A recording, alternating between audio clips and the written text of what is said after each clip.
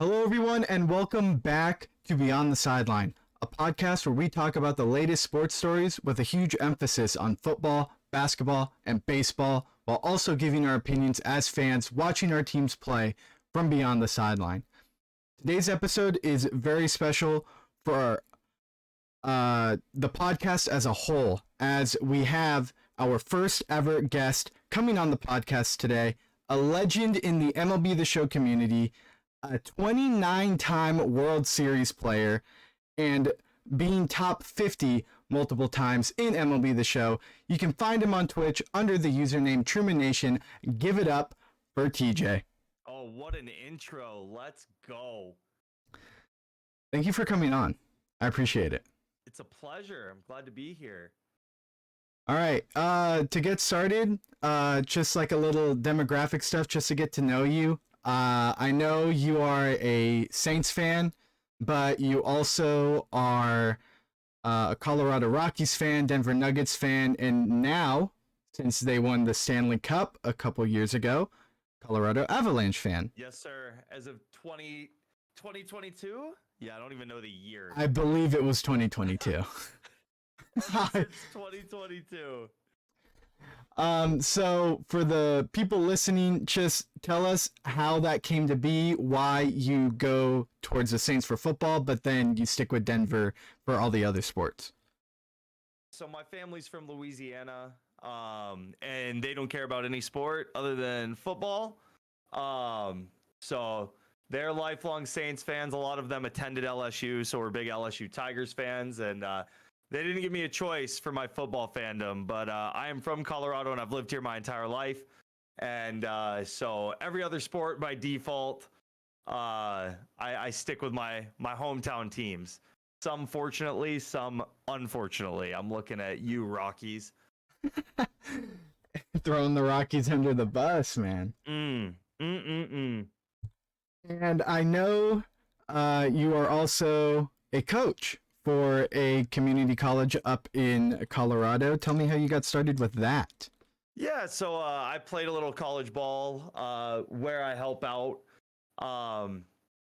And Maddie got a job out here after she graduated college. And, the coach was there when I played. So I hit him up, said if he ever needed any help that I'd be around. And I guess the rest was history. The first year I was back, I was the head assistant, traveled with the team and whatnot, and that took away from the streaming side of things.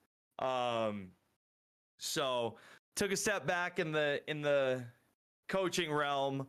So to obviously spend more time on content, but I still go every now and again and pop my head in, see what's going on with the boys. But for the most part, mainly content and a little bit very sparse coaching on the side. Nice. Yeah, I was kind of the same way. Played 2 years of high school basketball. Didn't play COVID year, which was my junior year. Yep. And then my senior year, I tried out for varsity, but was not good enough. Coach called me in, wanted me to be team manager, and he saw how much saw how much passion I had for the game of basketball, how knowledgeable I was, and asked me if I wanted to come back as a coach. And here we are now. Heck yeah, that's awesome. All right, so the NFL honors just ended a little under an hour ago, and I wanted to get your first reactions to some of these awards. Let's do it. Coach of the Year, Kevin Stefanski of the Browns. How are you feeling about that one? Yeah, I mean, that one is, I personally think that one's a no-brainer. I mean, given what they had to deal with injury-wise, obviously, you lose Deshaun, and they lost their second string as well, and then obviously Nick Chubb, one of the best halfbacks in football, and still somehow going 11-5. Yeah, and making the playoffs. The playoffs, obviously, didn't end up how they wanted it against the Texans, but regardless, I mean, you can't be upset with that season at all, given that they take Joe Flacco off the couch. And like I said, he leads them into the playoffs. So, I think that one's a no-brainer. Most teams in those same circumstances would, not be winning a division. That's for darn sure. Yeah, So, for sure. And you mentioned Joe Flacco. He's also the comeback player of the year. And yep. I personally, he was my favorite to win. I know everyone Yep. had Damar Hamlin, but I mean, I know the Damar Hamlin story is, is spectacular, and it's, obviously it was a really scary time for sports fans everywhere.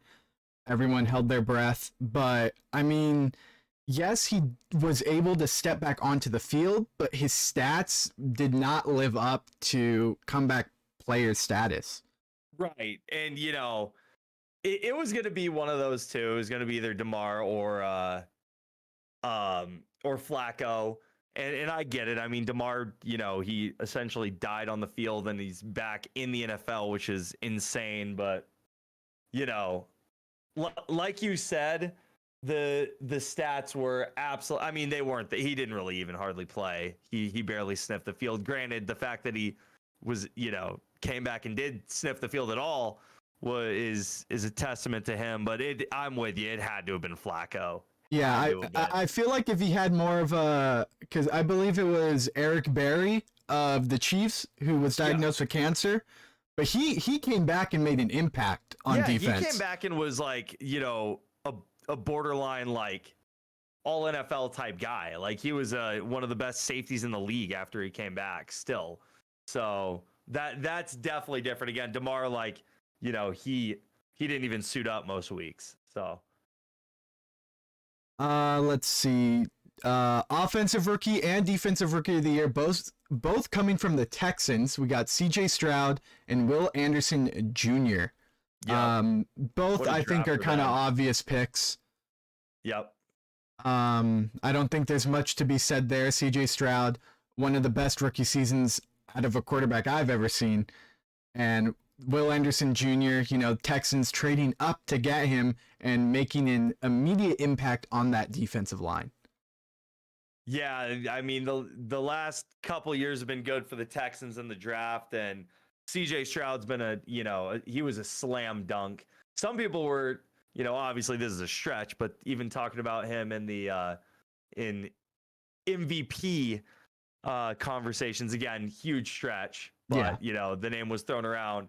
And so it was a foregone conclusion that he was going to win offensive rookie of the year, and Will Anderson as well. The Texans they are building something special down there. They're young, they're good. As long as they stay healthy, they're going to be good. And I think both Will and CJ were the obvious choice there.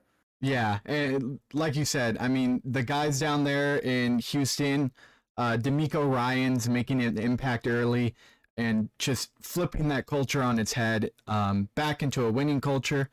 Can't wait to see what they're going to do next year. Yep. If not for Stefanski, speaking of D'Amico Ryans, I think that's probably your coach of the year right there. Yeah, for sure.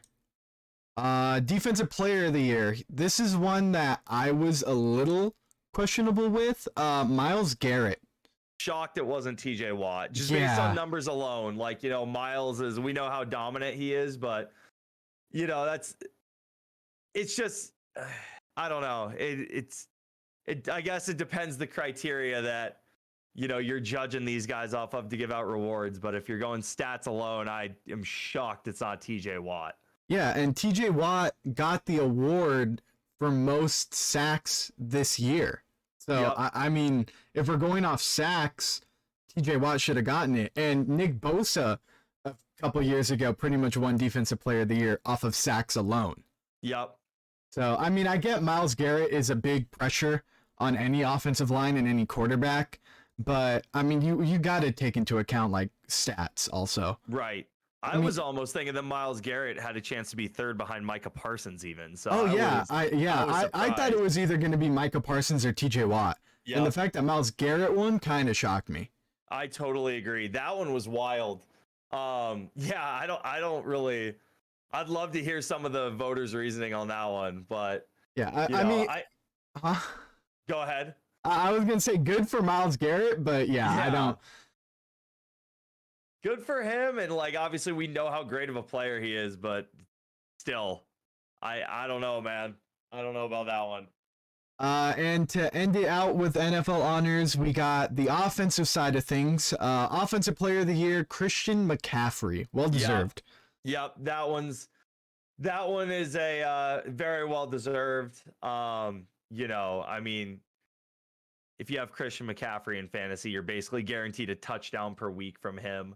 Oh yeah, I took him in fantasy with my first pick. That's a great choice right there. I didn't take him last. I didn't take him last year, and I think the year prior because he was just injury prone.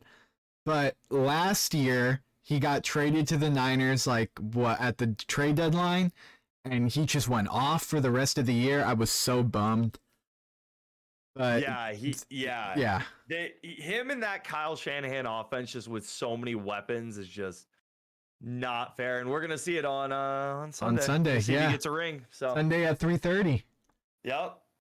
And the last award, MVP, Lamar Jackson. No brainer again for me. No brainer. He kind of ran away with it at the end. I know Christian McCaffrey was, he was in consideration as well, and Purdy, I know they were talking about for a bit before his Purdy. like 4 interception game that he had. Yeah, I feel like if he didn't absolutely drop the ball on Christmas, like even if they still lost that game on Christmas, if he didn't just, like I said, drop the ball, I think he still would have really been neck and neck with Lamar Jackson. Oh, I totally agree. I mean, the numbers show that like that week it lost it for him. And, at that point, that's when they probably could have given it to Lamar at that point right there. Yeah. I mean, I don't want to be biased, but I mean, Brock Purdy did lead quarterbacks in almost every stat. Oh yeah. No, he numbers wise, he was still right there, even with the bad game. Like, the voters are going to see that in prime time Christmas Day game. And it got tough for him at that point, but if they would have given it to him, I would have not been very upset. Yeah. To be quite honest. But, and he has the most weapons in the NFL. That definitely helps. He doesn't run like Lamar, but I mean, Yeah. And if you look at it, I mean, for what it is, most valuable player to their team. Yep. You got, I mean, I don't like a lot of the stuff Cam Newton has been saying about Brock Purdy, but him saying he's the 10th best player kind of holds true. Yeah, no, I mean, it really, yeah. I mean, like they have some studs on their offensive line. Their skill guys are elite. Like, yeah, it's not wrong, but I mean, at the same time, he does his job. He usually doesn't try to do too much. Again, like outside of Christmas, and he usually doesn't make a lot of mistakes. So yeah. All right, sticking with the NFL. NFL playoffs. We are coming near the end of the NFL season. Personally, I thought the script writers did an amazing job this year with the playoffs. They were cooking up some stuff this year, that is for sure. A lot of revenge games, a lot of, kind of at the edge of my seat type of games. A couple of them that I have written down. Lions versus Niners. Obviously, 17-point comeback. Yep. And a shocker, the Packers beating the Cowboys. That one was sick. I mean, Green Bay is just a quarterback factory. They've retooled. I think they're going to be good for a long time with Jordan Love.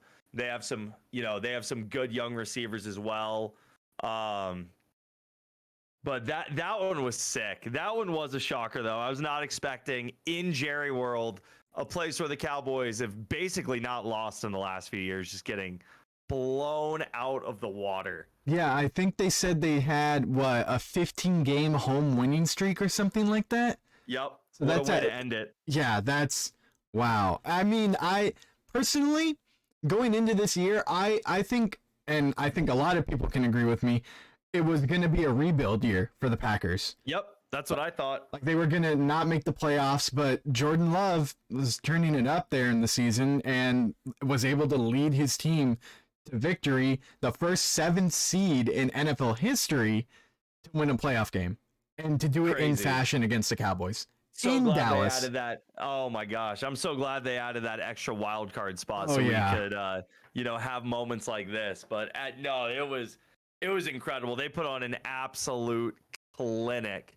So, and like I said, their offense is good. Their defense was playing well. Aaron Jones is, one of the better backs in the league. Romeo Dobbs came on this year.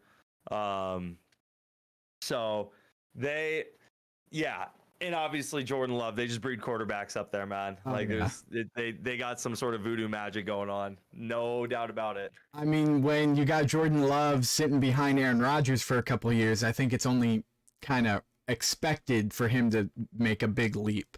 Yeah, it's a good guy to learn from. It's a good guy to sit behind. Unless it's about vaccination status. A lot of people are saying that this is going to be the most boring Super Bowl ever. Do you agree with that? I was hoping to see the Lions in there.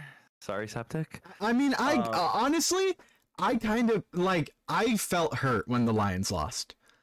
A part of me was hurting. And there were some videos that they were showing after the game, and like Niners fans were like, hugging Lions fans. It's like everybody like felt bad for Detroit, it seemed like, which is kind of funny. Usually NFL fans are ruthless, but I don't know, man. I love Dan Campbell so freaking much. I love everything about him, but geez Louise, man, they take just even one of those 2 field goals when they went for it on 4th down, and it's a game. Overtime. Yeah. So overtime or a win, but yeah, I mean, I respect it because that's what got them there. They played like that all year. We saw it in Dallas. They went for the 2-point conversion at the end of the game. I'm pretty sure they were locked up, and that game didn't mean a whole lot at that point anyway. Yeah. But still, like, going for the win at the 7-yard line for a 2-point conversion, that was sick. And they were aggressive all year, and it got them to the NFC Championship game. And I do respect that they held true to that. It just didn't work out that day. So. Yeah, I mean, I don't hate Dan Campbell being aggressive. I mean, it's the NFC Championship game. You're 1 win off from going to Vegas and playing in the Super Bowl. You need to bring out anything you got to make that happen. Yep. No, I totally agree. And it just didn't work out. It didn't work out that day, and a credit to the Niners, because I thought it was headed to be a blowout, and what a comeback by them. And the defense stepped up when they needed to on those 4th down plays. So well deserved for, in my opinion, probably the most talented offense in the NFL. Yeah, for sure. And the most talented defense. That's true. That is, yeah, that's just a good team. It's a really good team. You got the best. I heard someone say, I think it was Pat McAfee. He said you got the best overall team in the Niners going up against the best quarterback in Patrick Mahomes. And just the best team in the playoffs. The team that just Kansas City was not great in the regular season this year. They did not look like themselves a lot of weeks. And then, just come playoff time, Chiefs are right back at it, winning games, finding a way, and they find themselves back in the Super Bowl. And I'm going to be honest. I know the Niners have a really good defense. I know I know you're just saying best in the NFL, but man, that Chiefs defense, talking about it last night, it reminds me of the Broncos defense in 2016 when they won the Super Bowl, literally because of their defense. For sure. Peyton Manning's last year, Brock Osweiler started most of that year, and their defense led them to a Super Bowl. That's how this Chiefs defense feels. Like they're literally winning games with their defense, and then Patrick Mahomes is doing enough. So yeah, and sorry for cutting you off. Oh no, you're good. It's gonna be a treat because I truly do believe those are the 2 best defenses in the NFL. So it'll be fun. Yeah, and I think the key to victory for the 49ers is going to be their defense stopping Kansas City as much as they can, to allow the offense to stay on the field longer. Yep. Give them more opportunities. Nope. Totally agree. Totally agree. So, and that's why I don't think it's going to be a boring Super Bowl. Maybe teams wise, people might be a little tired of, I guess in that regard, because people like to root for the underdog, i.e. the Lions. But I don't think it's going to be a boring Super Bowl at all for that reason right there that you said. So. The NFL draft is coming up in a couple of months. Who do you want to see the Saints go out and get? Any type of position that you think they need? A certain player? I mean, they need a lot. They need to blow it up. Like they're the team in the NFL that needs to rebuild, and they're like refusing to do so. I'm not a Derek Carr guy. I don't know what's going to be available at quarterback at that point. I think we're not going to take a quarterback, and we're going to keep riding with Derek Carr. Outside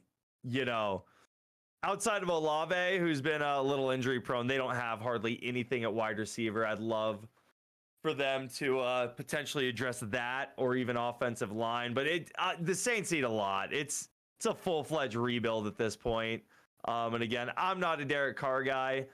In all reality, I'd love to see Jaden Daniels stay home, but that's not going to happen. I think he's going to go higher. You never know. They could trade up. They could. But it's so hard to say. They literally are a team that I think could. They just need a good player. They need to not have a bust, and it almost doesn't even matter the position. Just a player that's going to immediately make an impact, because they need to rebuild. Yeah, they struggled a bit this year. In my preseason predictions, the worst division in football. Oh yeah, I mean anyone could have won that division this year. Yep, I mean they're struggling with Carolina. It literally went down to the last week. Yep. Honestly I had the Saints going into the season. I had the Saints coming into that division. I truly thought we were going to win that division as well. I really did. I'm not a huge Dennis Allen guy either. I think they might have some coaching issues in there as well, i.e. the last game of the year they fully went against what the coaching staff called to get Jamal Williams a touchdown, which I think is hilarious. But just stuff like that. I mean, I think it's funny, but obviously there's some discourse between the coaching staff and the team as a whole, just based on that one instance alone. So they got a lot of problems, and I'm with you. I thought they were going to win the NFC South. And it didn't happen. And lo and behold, the Bucks take out the Eagles, which is pretty crazy too. Yeah, I mean, with the way the Eagles went after that 49er game, and I mean, even some of the Eagles players, I think Lane Johnson, offensive lineman for the Eagles today at Vegas, said that the Niners just ruined their season. After that game, the Eagles weren't the same, and they lost 5 of their last 6. I think they were 1-6 or 1-7 in their last they won 1 out of their last 7 or 8. It was something absurd because they started 10-0 or something like that. 10-1, yeah. 10-1 going into the Niners game. That is, I mean, that's a historic meltdown. Yeah, I mean, you could say it's kind of similar to the Steelers and the Vikings in previous years. Yep. No, 100%. That's a great comp. Yeah. I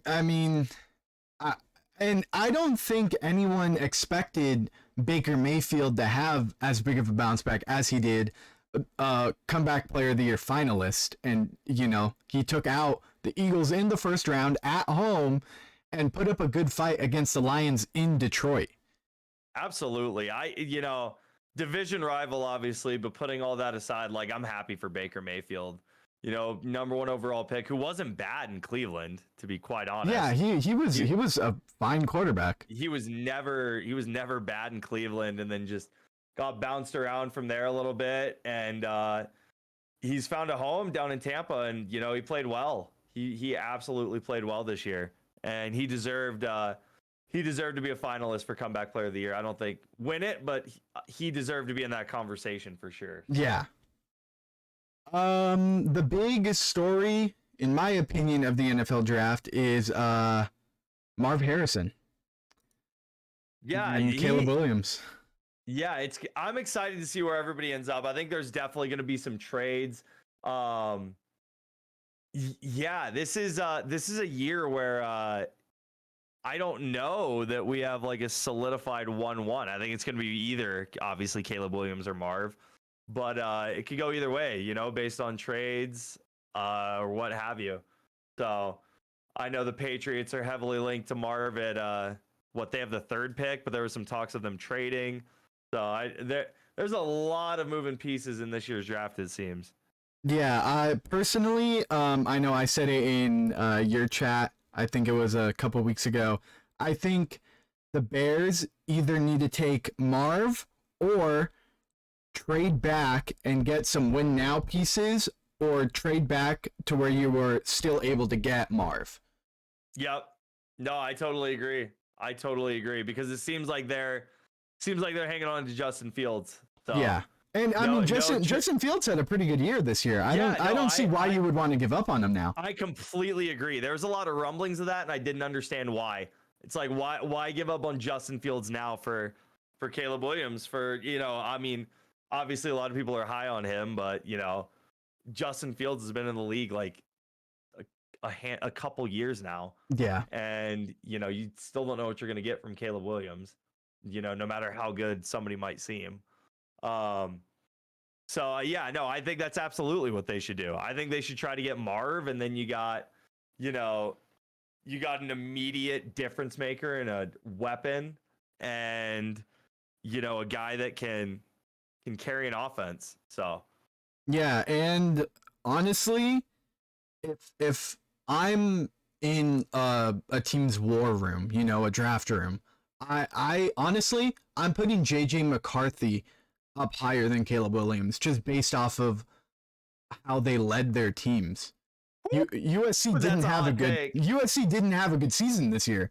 I'm not saying Caleb Williams is bad. Their defense was abysmal. Yeah. It was abysmal.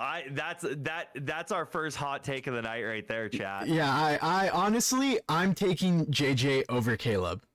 Oh man, that's my personal opinion. I gotta go 0% chance Septic's gonna ever get hired as a GM. I mean, just look at the way, I mean, even when they're like you mentioned, USC's defense was bad. If you're a good quarterback, you still go out there and fight for your team and you make it a game. He couldn't get it done in some of those games. JJ McCarthy was able to do so and lead his team to a national championship. A lot of the quarterbacks that have gone like very high or 1-1 lately are guys that are at the very least in the playoff, like Baker, Joe Burrow, guys like that. So yeah, no, I definitely, winning is for sure considered, but it's just tough, man. Like Caleb is a guy that has a like huge ceiling. Yeah. Huge ceiling. Dual threat quarterback, obviously. I obviously don't think JJ is going to go above him, but I wouldn't be surprised if he does. That's all I'm saying. I'm going to be honest, I would be shocked. I would not only be shocked, I would be flabbergasted if JJ McCarthy went over Caleb Williams. I would be flabbergasted. I wouldn't. I think they're both kind of on that same level almost on draft boards. Like, I think JJ McCarthy at best is going to be the fourth quarterback taken in the draft. I think it's going to be Caleb May and Jaden Daniels all above. And honestly, I don't know. I don't necessarily agree with this one, but maybe Michael Penix. Yeah. Yeah, he's kind of a question mark, especially after the national championship. He's older, injury prone. I think Penix is going to be more of a mid-round guy. But I think that those four all have a chance to go over him. Bo Nix, absolutely not. Yeah, I mean, I was kind of high on Bo Nix. I really liked him, but I mean, you just have so many other better quarterbacks. Not saying Bo Nix is terrible. I'm just saying there's other guys who could obviously get the job done better. All I'm saying though too is if a team needs a quarterback, like they better go after him this year because next year's quarterback class does not quite live up to the same standard as this one. That's for dang sure. Next year's going to be a rough year if you need a quarterback. So pull the trigger now. Yep. All right. Moving on to the NBA as the trade deadline happened earlier today. Not too many trades happened. Deadline. Nope, snooze fest. Boring trade deadline. There were a couple ones that stood out to me. Buddy Hield getting traded to the Sixers. That was kind of a nice one. Gordon Hayward going to the Thunder. The Knicks got a lot better today. Yes, they did. They got Bojan Bogdanovic and Alec Burks in exchange for Evan Fournier, Quentin Grimes, and a couple other pieces. Good pieces. Nothing. No blockbusters today. Yeah. Like, I love the NBA trade deadline, but yeah, today it was more so like role players. But yeah, I thought it was a little boring. For the most part, it was a fairly quiet day. But yeah, like you alluded to, Oklahoma City getting Gordon Hayward, that's a good pickup for them. That's an incredibly young team that's tied for first in the Western Conference right now. There's like a 4-way tie atop the West right it's now. the Clippers, Thunder, Timberwolves, Nuggets. Yep. And just getting a veteran guy that has experience in the league in that locker room with that team of all freaking babies basically. Yeah. I think that's a really nice pickup for them for sure. Yeah, you need a veteran presence in that locker room. Absolutely. Yeah, that to me was almost, and I'm with you, Buddy Hield was a good one too, but I almost think that one could pay the most dividends of any move that happened today. Another one to look out for, the Spencer Dinwiddie trade. He got traded to the Raptors for Dennis Schroeder and Thad Young, but the Raptors are expected to be releasing him because they don't want to pay him $1.5 million off of incentives. Yep. I saw that. And Spencer Dinwiddie was at the Knicks Mavs game tonight too, which was pretty funny. So maybe buyout market. Maybe there. I heard the Lakers are the front runners to land Spencer Dinwiddie, but they're the front runners to land anyone and everybody at this point. Yeah, Lakers quiet today. I know that they were looking to maybe add some stuff, but I mean at the same time, they're getting they have so many dudes hurt right now, like D'Lo, Gabe Vincent, Cam Reddish. So if they start getting some of those guys back, that's essentially a happy trade deadline day. Yeah, I was talking to someone the other day, and they asked me what I thought the Lakers were going to do today, and I told them I don't expect the Lakers to make any moves. If they were, it was going to be Roy Hachimura or Gabe Vincent. They decided to stick with everyone they had and just wait for the offseason, which I think is their best approach. Yep. I completely agree with you.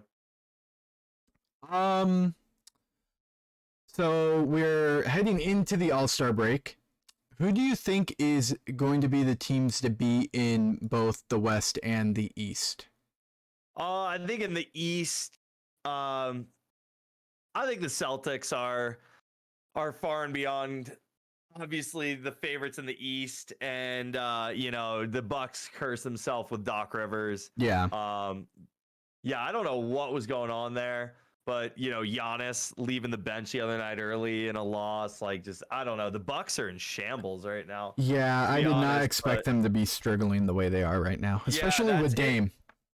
And they're not even doing, they fired their coach at 30-13, in his first year. That's just, I don't know what's going on. I don't there, get that. That is bananas. And they bring in Doc Rivers. And like I said, you got Giannis leaving the bench early now during blowouts. And stuff like that. So I don't think the Bucks are going to contend in the East. The Sixers are done with Joel Embiid potential. I don't know if he's out for the year, I guess, but you just got to see how he comes back from injury. Like I said, I think the Celtics are the favorites over there for sure. And in the West, obviously the reigning champs are going to repeat, so it doesn't even matter what happens with everyone else. Yeah, anyway. I agree with your picks. I also wrote down the Celtics and the Nuggets. I also I wrote down Timberwolves and Thunder. I believe are too young of a team. I mean, like you said, the Thunder getting a veteran presence helps their odds. Nuggets, in my opinion, are better than those two and the Clippers. Clippers are just gonna choke every year. It's just how they are. And yeah, the Celtics are just the most dominant team in the East. And I'm gonna be honest, the Thunder scare me the most in a 7-game series in the West out of any of those other teams. Really? You wouldn't be scared against the Lakers if they made it there? We have not played the Thunder well this year. I think we're like 1-3 against them or something, or what. I know that they have beaten us more than we've beaten them, and like kind of with ease. Mm-hmm. So yeah, they scare me. But the Timberwolves stink. They're posers. Anthony Edwards, fake MVP. Rudy Gobert gives everybody COVID. Is Guy Beatus mad yet? There he is. I was wondering why you were saying all these things. No, I'm kidding. I mean, the West is much better than last year. Like on a serious note, though. I mean, like genuinely, all 4 of those teams that are tied at the top, I could see coming out of the West, along with the Lakers and maybe even the Kings. I mean, you got Sabonis playing, borderline MVP caliber basketball, and De'Aaron Fox has had a good year. I thought they were a team that might try to make some additions at the deadline. Didn't happen, but the West is just so good, especially compared to the East. Yeah, I mean it's been like that for years. Oh, absolutely. The West just always seems to be so much better. At the very least, just so much more deep. Like whenever the East is good, like I feel like they're just so top heavy. Whereas there's always like, it seems like 6 or 7 teams that are contenders in the West. Yeah, I mean I feel like anyone in that top, what is it? 6 for non-play-in, and whoever makes honestly, anyone who is in the western side of the playoffs has a chance to make a run every year. Yep. No, I totally agree. Even Phoenix, we haven't even talked about them. If they stay healthy and play good basketball. So the Warriors kind of on the up and up again. I don't know, man. Golden State finally seems like I'm with you. Like if they catch fire, like you never know. Like I mean, they've won 4 rings or whatever, but they finally seem like their best days are obviously past them at this point, especially Clay. Yeah. Diabetes in chat asked if you want to hear his crazy take. Shoot. I want to hear it. And he said at TJ. What a nerd. Hold on. Let's get chat involved for a second. I want to, because some people were asking some questions. I agree, Coco. I think Golden State, I don't consider them contenders. Like they're not a bad team, and like I said, they could catch lightning in a bottle with their playoff experience, but I don't see them this year especially making too much noise. Yeah, I don't think they're going to be as much of a threat. I think if you, like you said, if you let them catch fire, they're obviously going to be dominant, but the second they go on a skid, they're kind of stuck there. Right. And I mean, like if it wasn't for Jonathan Kuminga like coming on the scene this year, like my lord, that would be pretty bad. That's like Steph Curry, and that's it essentially. Coming on the scene. Yes, precisely. All right, let's move over and do a quick little MLB segment because spring training is coming up soon. Who are your early favorites? I the Dodgers are going to win 112 games in the regular season and probably get taken out by like, the wild card like Mets or Oh something. yeah, the wild card and divisional are their World Series. Yeah, literally. So that, that they can hang their regular season banner. But in all reality, maybe a couple moves at the deadline, and with that offense, I'm gonna say that the Atlanta Braves are gonna be right back in the glory land this year and win the World Series. Way too early prediction. Yeah, I have the Braves written down. Rangers might be able to run it back. I also mentioned Astros and Yankees might be teams to watch. And I got the Phillies, the Diamondbacks, and the Orioles as dark horses. I think the Orioles, after getting that taste last year of the playoffs, and obviously things didn't go the way they wanted, I think they're going to win the American League this year. Oh, yeah. Now adding Corbin Burns. Yeah, after that trade I saw, I'm like, oh, Orioles, yeah, for sure. Absolutely. And still, the craziest part, still the number one farm system in baseball. I mean, they could go on a heck of a run here. Yeah. They could go on a heck of a run in the American League.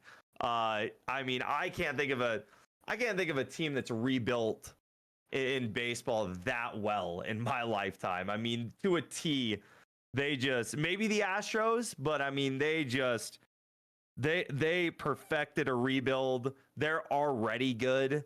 And like I said, they still got the number one farm system in baseball. So that's a fun team. And like I said, I think after getting that taste last year and honestly getting upset by the Rangers in the divisional round, I think that they're going to have something to prove this year, and I think they're going to win the American League. Diabetes mentioned that MLB has the Twins with the 7th best odds to win it all. I don't know what MLB. I don't know what they're on over there.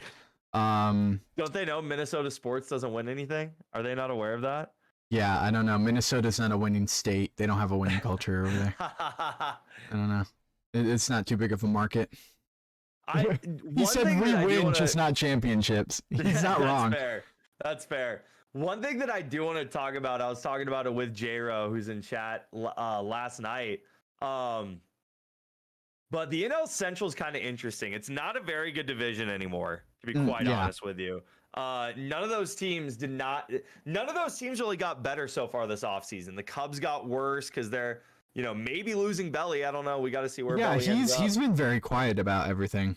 Yeah, no, like we have no idea what's going on with him. But so the Cubs got worse. I mean, the Cardinals haven't really gotten any better. The Pirates stink. The Brewers have gotten worse. We were talking about it last night, but keep it on the Reds. I think the Cincinnati Reds could be a dark horse in the Cardinals on paper should win that division, no doubt. Yeah, for sure. They had a down year last year. Obviously, I think they're going to bounce back. There's some question marks pitching wise, but the Cincinnati Reds, man, I don't know. They're an exciting young team.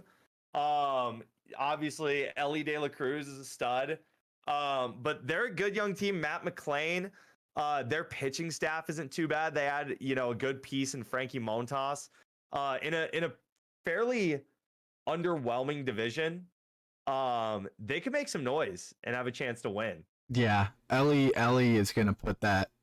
Honestly, he's gonna put the league on notice. I feel like he's gonna be a really fun player to watch this upcoming season. I mean, shoot, he already has, and I just think he's gonna keep building off that. But again, like just guys like Matt McClain that you don't expect, like last year that had unexpected years coming onto the scene. They're a good team. They're honestly a good team. Yeah. So. All right. I got a couple like miscellaneous questions here. I saw them in your chat as I think one of them I saw either last night or the night before, and another one happened within the last couple weeks, and I thought they'd be really good talking points. First one. Was Bill Belichick's coaching masked by Tom Brady's success?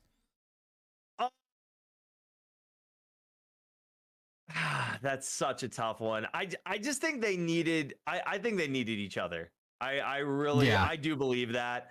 I think Bill is a great coach. I mean, a quarterback doesn't.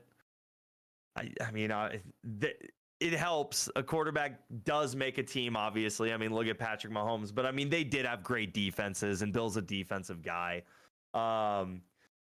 Definitely hurt. I think it hurts the legacy a little bit that Tom goes to Tampa and immediately wins another Super Bowl for sure, and then the Patriots are horrible. Yeah. After he leaves, but you know, Mac Jones wasn't great, and they just as a whole like they lost a lot. When Tom left, they were a fairly old team as it is.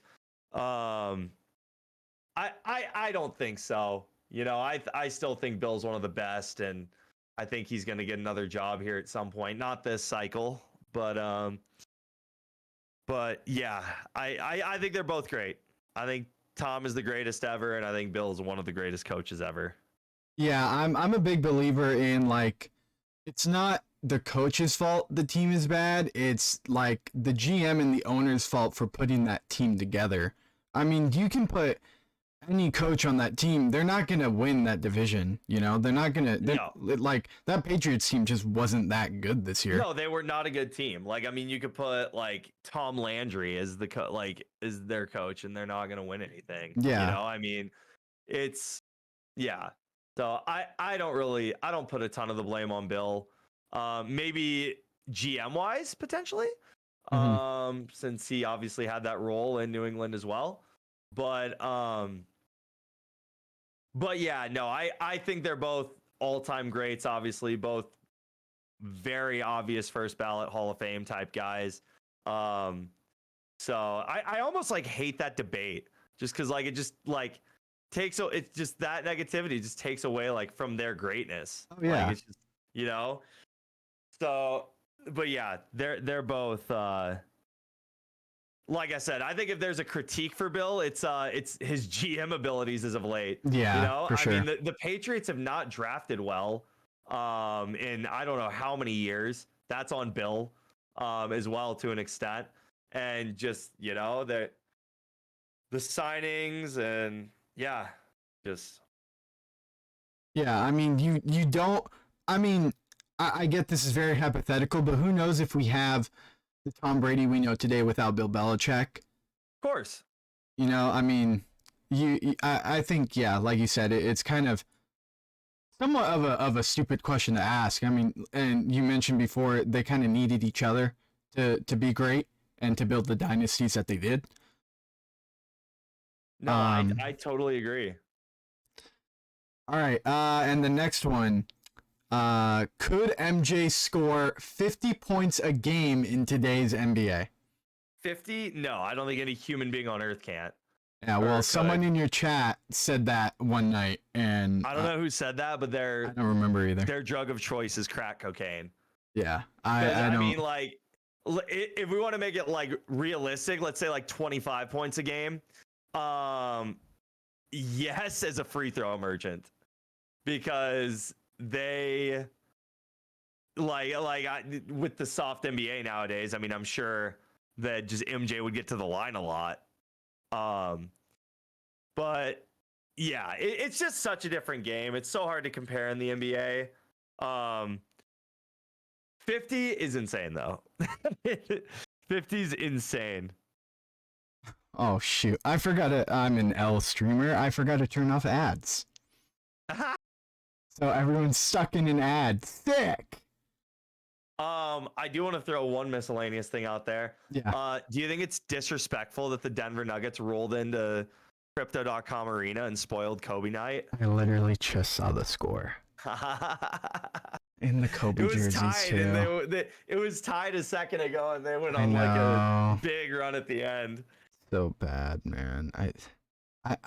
Darvin Ham needs to. I don't get why they haven't let him go yet, man. I know I just like I'm kind of hypocritical now because I'm like, oh, it's not the coach, it's a GM. But I mean, Darvin Ham's rotations have been god awful this year.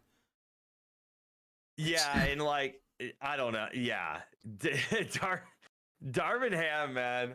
I don't know. Like some of the rotations I saw in this game, I was like, dude, like He changes them what are we almost every game. dude, honestly, like I just wish the Nuggets could play crypto.com arena every night because they'd go 82-0. I don't know how to, like, when I was upset when the Lakers fired Frank Vogel, because I'm like, it's not Frank Vogel's Vogel's fault. a good coach. Yeah, I didn't get why they fired. Okay, his first season there, they went. Was that the bubble year? That was his first season. Yeah. They go and they win the championship. Second year was when they struggled against the Suns in the playoffs. And then the third year, they were like a non-playoff team. Like, they weren't that good. And then you fire him. Like, okay, he had a down year. But those rosters weren't that good. Yeah, they weren't good. I mean, you bring... What was it? Was it the year when they played the Suns in the playoffs? Like, their average age was like 32. Like, they brought in Trevor Ariza. Yeah, they literally had a retirement. Or they had like Stanley Johnson getting minutes and like... Yeah, Stanley Johnson was one of the best players on that team. Which is and Wenyen Gabriel, I believe, who was on the team at the time. I think he was on there. Yeah, I mean, dude, the like one thing I hate about the NBA is they are so quick to just throw dude, like Dwayne Casey when he was with the Raptors won coach of the year and got fired in the same yeah, that one I didn't get that one either. You win coach of the year and then they get Nick Nurse. I mean, they won the championship. Yeah, no, that somehow ended up working out, but like, oh my gosh, that people are so quick to fire coaches in the NBA. Yeah. I'm reading chat. Someone said, J-Ro, Mahomes doesn't have to win 7 or more to be the GOAT over Brady. Skill wise, it's just tough to say what it just is your definition of GOAT. It's whatever your definition of GOAT is. If it's rings, then obviously like that's a very like, that's a very cut and dry principle. Like if it's skill, I mean like, arm talent, like I mean Patrick Mahomes arguably is the best we've ever seen in that regard. But it'll be interesting when it's all said and done. Because as long as Patrick Mahomes is like on an NFL team, then that team is a Super Bowl contender, in my humble opinion. This Chiefs offense, outside of Patrick Mahomes and Travis Kelce, awful. Stunk. They're horrible. Like, that might be the worst wide receiver room in the NFL, and they are in the Super Bowl. Like, what's the X factor there? Patrick Mahomes. Yeah, if the Chiefs pull it off against the Niners, this will definitely boost his resume for the GOAT status, because that's 3, right? That'd be 3. Yes. 3, and they lost 1 to Tampa in Brady's final Super Bowl. Yes. Yep. Yeah, because I mean, going into the playoffs, I knew the Chiefs were going to be the Dolphins, right? It's a blizzard in Kansas City. The Dolphins don't like that. But when they went to Buffalo, I'm like, okay, no way, Mahomes can get it done in Buffalo, but he did. And then after that, I'm like, okay, well now they're going to beat the Ravens because they're on a roll. And that's just that's exactly what they did. They went into Buffalo, they got it done in a very hostile environment, and then they take that momentum into Baltimore, who was struggling early on against the Texans. Yeah, and they in that defense that we were talking about earlier made the league MVP look awful. Yeah. Abysmal. Yeah, that like I said, the Chiefs, if they can get it done, Patrick Mahomes, I think he will definitely go into the GOAT conversation for me. I think he still has a little bit more to prove, but he's definitely up there if he wins. 3 rings for a quarterback is that's when it's like, okay, you're elite. You're an elite winner. Like, 2 is like, okay, like, obviously, I mean, anybody that has an opportunity to win even 1 ring is unbelievable. But 3, it's like, okay, yeah, you're an elite winner. Well, I mean, there's only one man left that can save America from a Taylor Swift Super Bowl, and that's Brock Purdy. Oh, it's too late. Every game now has Taylor Swift. It's too late. They even mentioned her at the damn NFL honors tonight. Of course they did. Oh my gosh. All right. I think to end it off, since we got some people here in chat, open it up to the chat. If anyone in chat has any sports related questions, feel free to just rip them. Rip them, chat. Rip them. I can't wait for the Super Bowl though. I'm kind of nervous, but I can't wait. I'm excited too. I love watching big games that I love when my team is in them, but I like also watching them as a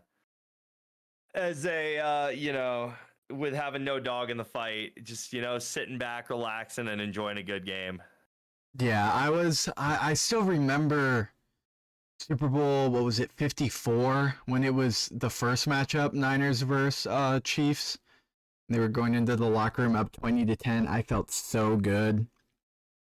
And Patrick Mahomes. And then Jimmy G overthrew Emmanuel Sanders, and I knew it was over. Imagine a world where Jimmy G has a ring. Oh my God! Doesn't he? He already has one. Oh yeah, when he was the third string with the Patriots. Yeah, that's right. Imagine a world where he's a starting quarterback with a ring. Correct. J-Ro mentioned, what did he say? 6 AFC championship games, 4 Super Bowls in 5 years, 2 Super Bowl wins, 2 MVPs, and he's only 28. That is insane. I mean, that is because without quarterbacks are protected nowadays. I mean, they can, a lot of them, especially with his arm talent, can easily play into their late 30s. We got a lot more time of Patrick Mahomes. So, it'll be cool to see where, what it looks like when everything is said and done. And this is the worst Chiefs team that I can remember. Yeah. In the Patrick Mahomes starter era. And they're in the Super Bowl. So, if they draft well or, make some acquisitions and get even better than a team that's already in the Super Bowl, man alive. Yeah. I mean, no one, I was about to say no one can do it like Mahomes, but I mean, Brady exists. But I mean, I don't know. If you put Tom Brady on this Chiefs team, will he have the same success? Oh man, that's so tough. Because there were some years where Tom didn't exactly have the cream of the crop receiving core either. Pretty similar, actually. I mean, not as bad as this one, because obviously Edelman was always there in New England, and kind of like Kelsey's there for Pat. He had Gronk. Yeah. Danny Amendola. Tony Michelle. Randy Moss. Randy Moss. Yeah, it's so hard to say. It's so hard to make those comparisons too, because just for whatever reason, I mean, Andy Reid is an offensive mastermind. Maybe the scheme wouldn't have worked as well for Tom Brady. It's so hard to say. Yeah. Well, I mean, Coco mentioned he's going to be around for another 10+ years, and I agree. Patrick Mahomes is going to keep dominating the league. As long as he is on a team, they're a Super Bowl contender in my eyes. He's like Tom Brady, the way we're going to be seeing him in Super Bowls for years to come. Yep. No, 100%. This just came to mind. March Madness is coming up soon. What school do you want to see win it all, or who do you think? I'm going Tennessee because, and let me just preface this statement by saying I don't pay attention to college basketball at all, but yeah. Tennessee, their best player and arguably the SEC Player of the Year right now, Dalton Connect, played his first 2 years of college basketball at my JUCO. Oh, okay. So a little bit of connection there. Oh yeah, and he lived just down the hall from where I am currently talking right now. So we were basically roommates at that point. So yeah, because of Dalton Connect, who might be the best player in the country and probably a top 10 pick Definitely top 15 in the upcoming NBA draft, the next one. Yeah, so I'm going Tennessee. I'm sticking with Kansas. I always run with Kansas. Been a Weird. Kansas fan since 2016 when I played 2K16. I picked my college. It was Kansas. Coach Self. Yeah. So that's how that's the weirdest way to become a fan of a team. But I mean, I just really love their program over there in Lawrence, and yeah, Bill Self, one of the greatest college coaches. They've been struggling this year, but I think they get hot, they can make a run.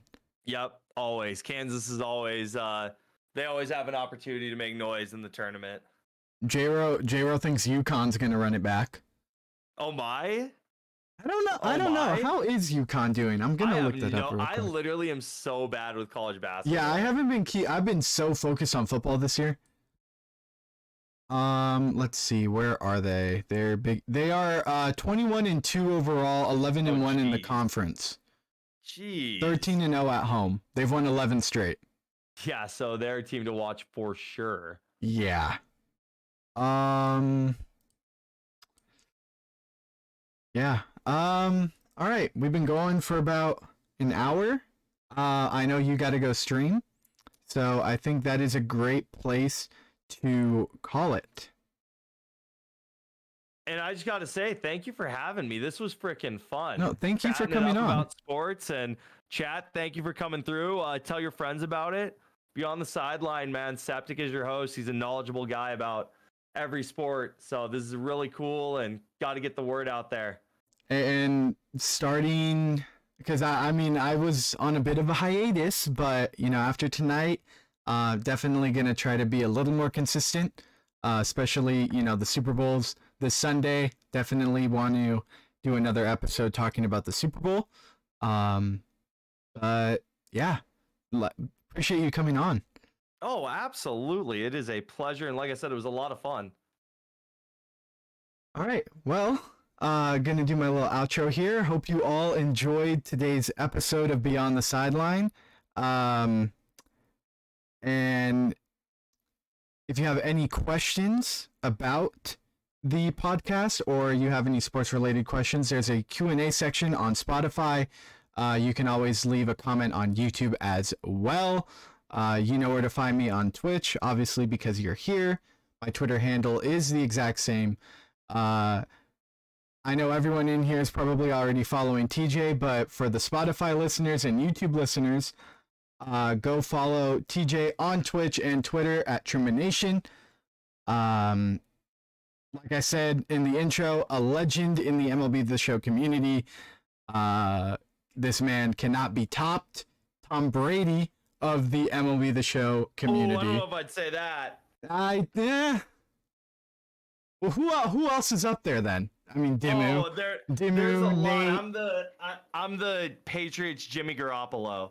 Patriots Jimmy Garoppolo. You're sitting behind all the guys. Yep. But yeah. I mean, I sound like a broken record, but yeah, thank you for coming on. This was really fun. I had a great time. Oh, it was a blast. I appreciate it. In chat, retweets are appreciated. What can they do on podcasts to like? Is it like thumbs up? Like on Spotify? Yeah, on Spotify, I believe there is a like button, and YouTube, obviously, you have the like, you have the like button, the dislike button. If you dislike it, by all means, click the dislike button. Feedback is appreciated. Feedback is appreciated. You can subscribe also. I'm gonna try to do, as I mentioned, as much of these as I can. Hopefully 1 or 2 a month, unless it's a dry period in sports, and obviously gonna be a bit different. But yeah, this should be going out tomorrow. So if you guys want to re-listen to the beginning, should be up tomorrow on YouTube and Spotify around 2 p.m. Pacific, 5 p.m. Eastern. Bang. All right, and with that being said,